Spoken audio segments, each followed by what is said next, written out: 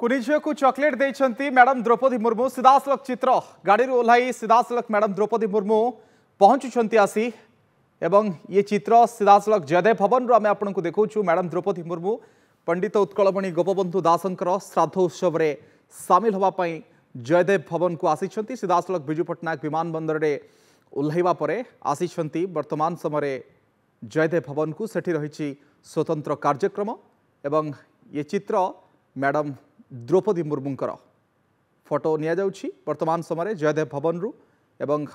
आसंता काली पुरी मध्य जिबे सेठी महात्मा गांधींकर photo मध्य रही सेठी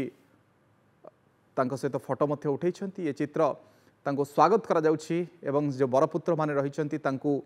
पुष्पमाल्य अर्पण करिछंती madam Draupadi Murmu ये जयदेव भवन परिसर चित्र आम देखुचे भुवनेश्वर जयदेव भवन परिसर में मैडम द्रौपदी मुर्मू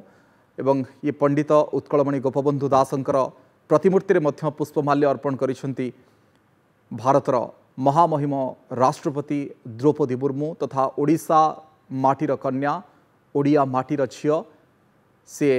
पुष्पमाल्य अर्पण करिसेंती बरपुत्र मानकर प्रतिमूर्ति रे। आज स्वतंत्र कार्यक्रम ओडिशार तमाम बुद्धिजीवी दिग्गज